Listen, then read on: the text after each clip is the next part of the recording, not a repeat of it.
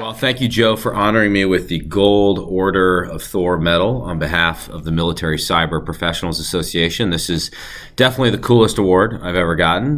This hammer is awesome, which also looks like it has a bottle opener on it. That comes in handy if you're from Wisconsin, because we drink a lot of beer in Wisconsin. So not only will I look at this and feel honored by the recognition, I'll actually use it in practice.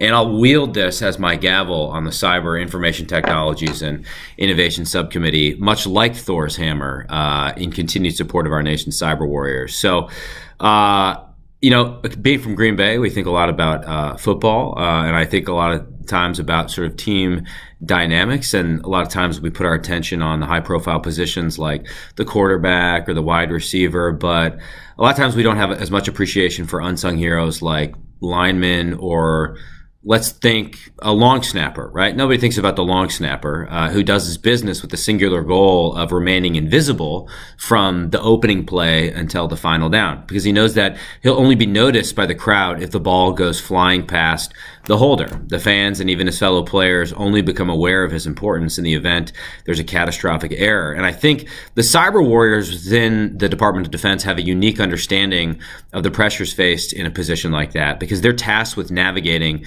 an even higher stakes environment with a zero defect mentality. And when they're successful, they remain invisible, and the American people who unknowingly depend upon their expertise can go about their daily lives blissfully unaware of the lurking cyber threats which exceed their wildest imagination. But if things go wrong, obviously, that gets a lot of attention. So we ask a lot from the Department of Defense in the cyber domain, from securely operating networks and inherently vulnerable weapon systems to assisting small and large businesses who are driving cyberspace innovation within the DIB. And although diverse in scale and scope, all cyberspace efforts undertaken by the department are critical in ensuring that we're capable of deterring World War III.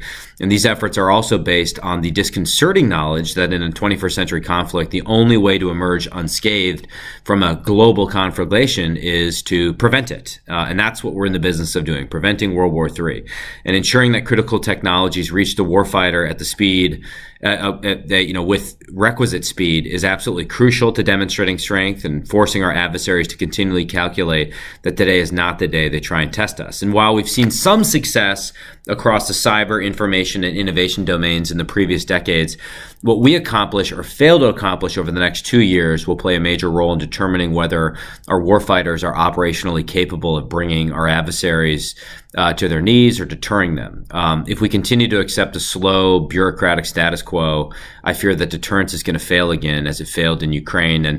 And while the United States is still home to the most vibrant and advanced innovation ecosystem in the world, the means by which the department defaults to, and I think at times normalizes, processes which slow down the adoption of critical technology actually weakens deterrence, and it's proven to have that deadly effect on our own warfighters. And so, as chairman of the CITI Subcommittee and as former co-chairman of the Cyberspace Solarium Commission, I try and work diligently with my colleagues to answer what I call sort of three fundamental questions that will guide DoD activities in the cyber domain. The first is the Pentagon prepared for an invasion of Taiwan that has already begun in cyberspace? The second is, what technologies are most important for winning a future war, and what are the barriers to the department rapidly adopting such technologies?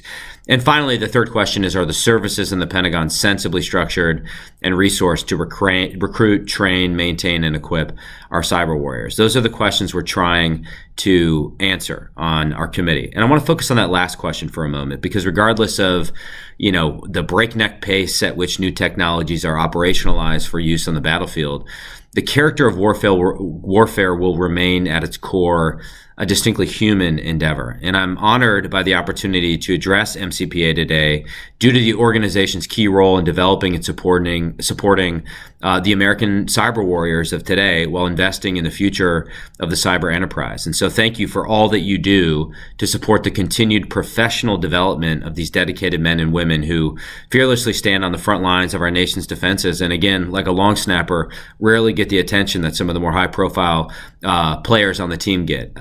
As a Marine officer, I was always struck by the ability of the Marine Corps' core values of honor, courage, and commitment to inspire my junior Marines to push themselves past the limits of their perceived capabilities. And that last core value in particular, commitment, played a key role in transforming a soft-spoken high school graduate and bookish college student like myself into a Marine.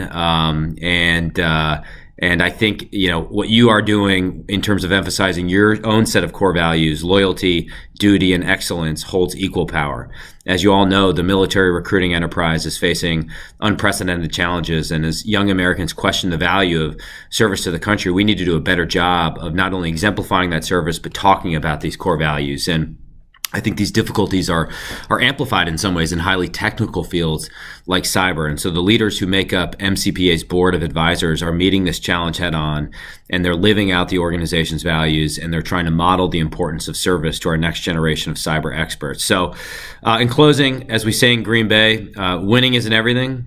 It's the only thing. And that's especially true when the fate of the free world is at stake. And even if some of our military cyber professionals happen to be unfortunate Bears fans, I'm confident that you're equal to the large task before you of winning this new Cold War and deterring a hot war. And so I'm looking forward to hearing what you all come to agreement with and how we can best move forward on building the best DoD cyber capability we can and support the warfighters who play a critical role in this domain. So thank you for your service to the country. Thank you for this undeserved award, and look forward to seeing you all in person or in cyberspace, as it were.